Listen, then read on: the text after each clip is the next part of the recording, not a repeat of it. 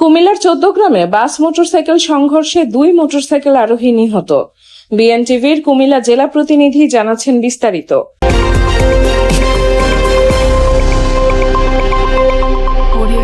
কুমিল্লার ১৪ গ্রামে বাস মোটরসাইকেল সংঘর্ষে ২ মোটরসাইকেল আরোহী নিহত হয়েছেন।